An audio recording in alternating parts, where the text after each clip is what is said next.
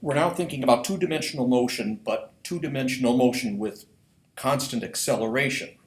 It's a good example of how we can apply those one-dimensional motion ideas that we've been working with all through Chapter 2. So just imagine a relatively simple situation, simplest kind of two-dimensional motion that we can imagine, really. Some object moving through the air in free fall.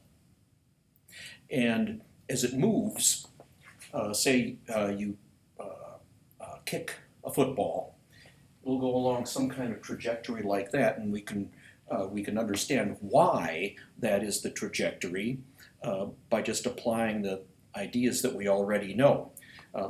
Let's say that at the instant the ball leaves your foot, it's got a velocity in this direction. But of course, as time goes by, moving through this trajectory, the velocity will change direction. Direction of velocity is always going to be along the straight line that's tangent to the path. So at this point, the velocity would be along a line like that. And at this point right here at the top, for that one instant, the velocity would be perfectly horizontal, and so forth. So let's remember what we know. Whenever there are accelerations, we can think of that acceleration as happening because some extra velocity is added on to whatever velocity you started with in order to get a different velocity, in order to make the velocity change. And that new piece of velocity added on, we always call delta V. Delta anything is always the final value minus the initial value. So if you just rewrite this, add V initial to both sides of the equation, you now have V initial plus delta V on the left equals V final. That is, when you start with some initial velocity and then over some length of time add this much velocity on top of that, you come up with a different velocity. That's how acceleration works. Now, think about free fall. In free fall, we know what the acceleration is like. Free fall means that gravity is the only force that matters, and in that kind of a situation, the only acceleration is acceleration due to gravity, and we know, among other things, that that acceleration due to gravity points straight down all the time. We also know that the direction of acceleration tells us the direction of this extra velocity that's being added on. So if acceleration points straight down, then the extra velocity that is always being added always points straight down. So let's imagine a little short time interval after this instant when the ball left your foot. At the beginning of that short time interval, this is the velocity. During that time interval, some straight down delta V is added on, so that at the end of that time interval, the new velocity is a little bit different. So in that case, the initial velocity is V0, and then you add this extra velocity because of the acceleration, and then the final velocity you get is, we'll call it V1, velocity at the end of the first time interval. And here's a drawing of that.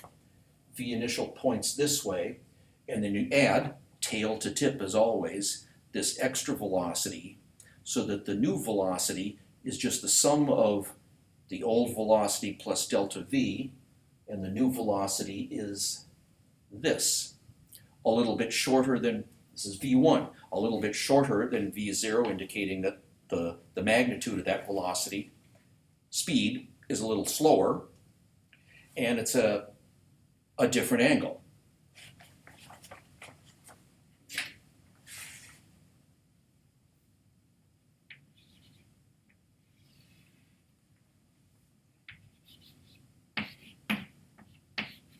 So that might be the velocity at a moment like this here, where the velocity points along the straight line that's tangent to the curve, and it's a little shorter, indicating that since gravity has been pulling backwards on this object as it rises, it must slow down a little bit. And then imagine another time interval of the same length right after this time. So at the beginning of that time interval, the velocity is v1, and during that time interval you add the same amount of delta v, tail to tip, and then the result of that is the new velocity, we'll call it v2, velocity at the end of the second time interval. And note that v2 is at a different angle from v1 and v0, and it's smaller than v1 and v0, indicating that at this time the speed is slower than it was at v1 or v0. And that might be the velocity at a time like this.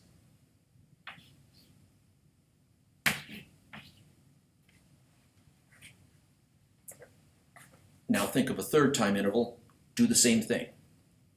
At the beginning of that third time interval, the velocity is v2, and during that time interval you add straight down delta v again, so that at the end of that time interval, the velocity you get v3 at the end of that time interval is now even a little bit shorter than v2 was, indicating a little bit slower. And at this particular moment, enough delta v has been subtracted from the initial vertical velocity, so that at this moment there is no vertical component to this velocity at all. The velocity is perfectly horizontal.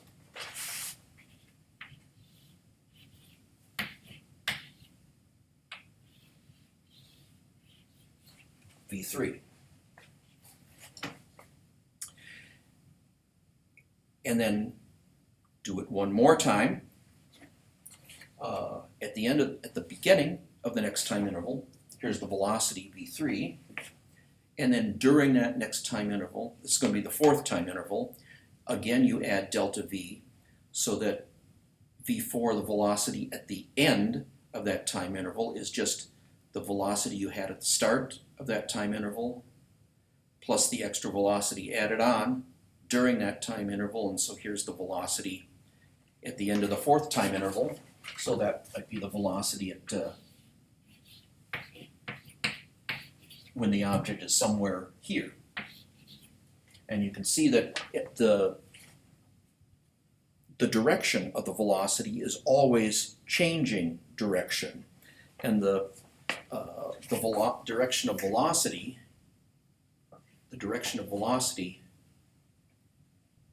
always changes like that. The direction of velocity sweeps out this kind of a curve. Now, because the extra velocity added on is entirely vertical, and right at the start, the vertical component of the velocity was pointing up, right? At v0 right at the start, this was the velocity, and of course you can think of that velocity as a sum of this much horizontal velocity plus this much vertical velocity, and that's the y component of v0. But since delta v is straight down and the y component of v is straight up, what this does is to subtract away some of the vertical component. So that here, during the first time interval, right, at the beginning of the first time interval, v0 is the velocity. At the end of the first time interval, v1 is the velocity. And during that time interval, this downward delta v subtracted, canceled out some of the initial upward vertical component. The vertical component of the velocity at the end of the first time interval is smaller than the vertical component of the velocity at the beginning of that time interval. At the beginning of that time interval, this was how large the vertical component of velocity was, and now at the end of this time interval, after delta v has been subtracted away, the vertical component of velocity is smaller. And then now here, at the end of this time interval, here's the velocity v2, and the vertical component of v2 is smaller than the vertical component of v1, because during this time interval, some of that upward velocity was subtracted away. And when we add delta v, we're actually adding some velocity in the negative vertical direction.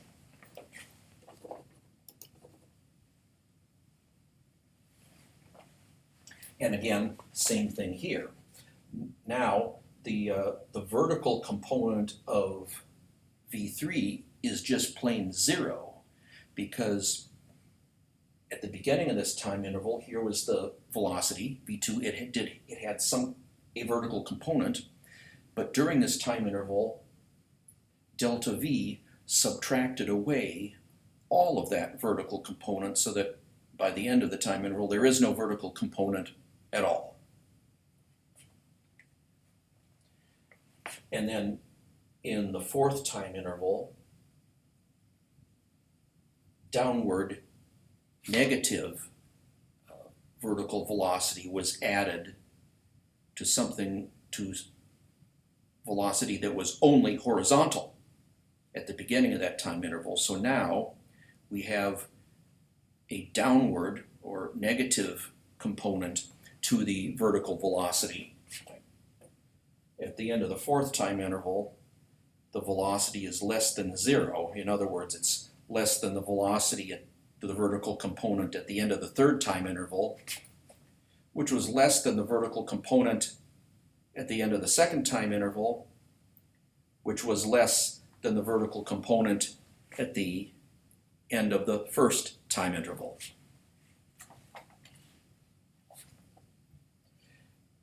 This kind of delta v, because of this acceleration, is always making the vertical component of velocity more negative, decreasing. What about the horizontal component? Well, the acceleration is entirely vertical, so there is no horizontal acceleration. So there is no horizontal delta v. No delta v is ever added to the horizontal motion. No 0 delta v all the time means that at any 2 times the horizontal velocity will be the same. The horizontal velocity stays the same. The horizontal part of the motion is constant. The horizontal velocity stays the same. And you can sort of see that in these rough drawings. The horizontal component of velocity stays the same, and that's indicated by the horizontal component always being just about the same length, never gets smaller or larger. So here's the horizontal component of v1, same as the horizontal component of v2, same as the horizontal component of v3, which is just plain v3 itself, same as the horizontal component of v4.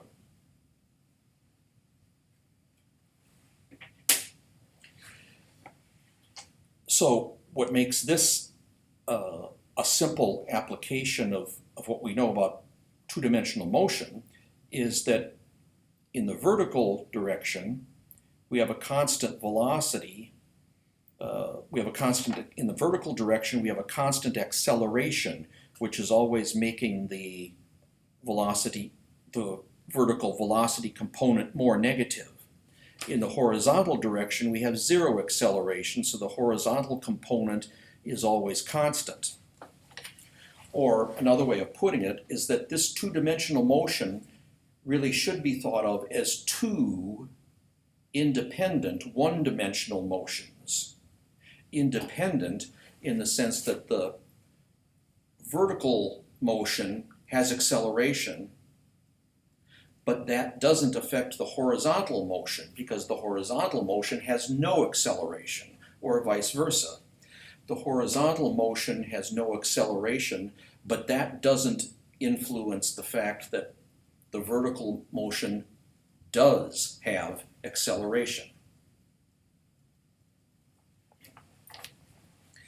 Just one more way of looking at a little bit more numerically. Let's think about this.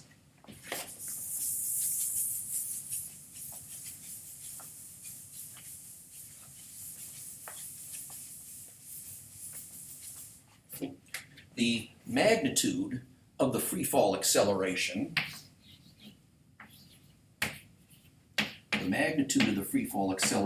is 9.8 meters per second squared. And that acceleration points down, which we're calling the negative y direction. So what this number means is that 9.8 meters per second of downward velocity is added in every second. So what that looks like, let's say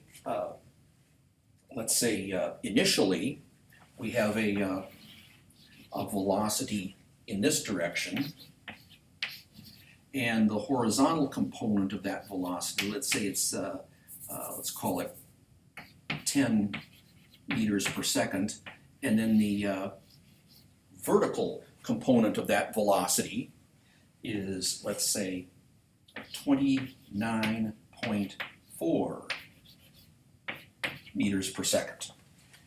And then we'll just say this is what the velocity was like when we turned on our stopwatch. So this is at time 0. After 1 second, 9.8 meters per second of downward velocity have been added to this. If you have 29.4 meters per second of upward velocity, and then you add 9.8 meters per second of downward velocity, that's the same as subtracting away or canceling out 9.8 meters per second of this velocity. So after 1 second, the horizontal motion has not changed because there's no horizontal acceleration. The horizontal component of velocity is still 10. The vertical component of velocity has had 9.8 meters per second subtracted away from this. So now what's left is 19.6 meters per second. And then so the actual velocity is this much horizontal plus this much vertical velocity, giving you the actual velocity in that direction. Call that velocity 1, velocity after 1 second.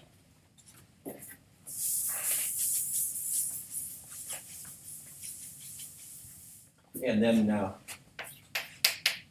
at 2 seconds, 1 second after this, nothing has changed regarding the horizontal velocity. It's still 10 meters per second.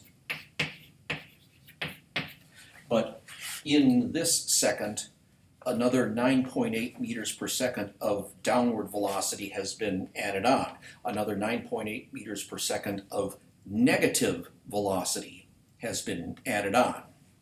So when you add negative 9.8 to this, the result is just plain 9.8. 19.6 minus 9.8 is just 9.8.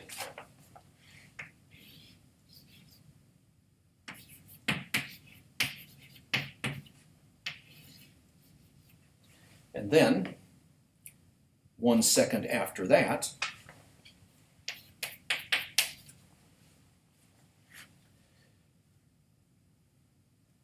during this second, another 9.8 meters per second of negative velocity has been added on.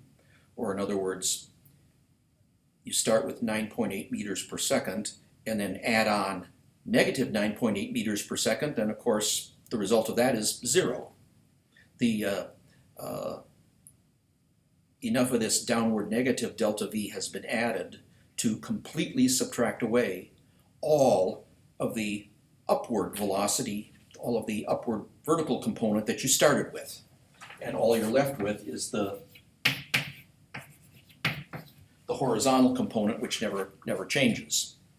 And then again, 1 second after this, between the 3 second mark and the 4 second mark, you add another 9.8 meters per second of downward velocity to this. So you still have the 10 meters per second, and then at the end of this second, you've added on 9.8 meters per second of downward velocity. At this moment, there was no vertical velocity at all, so adding 9.8 meters of downward negative velocity to 0 gives you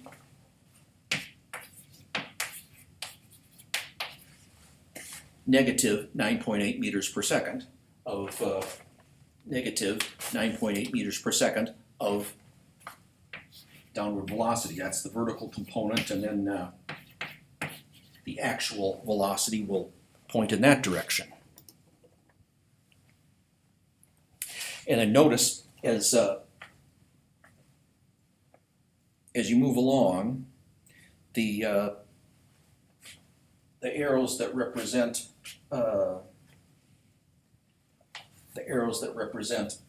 the actual velocity, not just its components, but the actual velocity, get smaller, indicating smaller magnitude, which means slowing down. And we can show that mathematically. For example, V0, the magnitude of V0, we can just figure out from the Pythagorean theorem, using the fact that the length of the hypotenuse corresponds to the magnitude of V0, and then the length of the hypotenuse is just square root of sum of the squares of the other two sides. So 10 meters per second squared plus 29.4 meters per second squared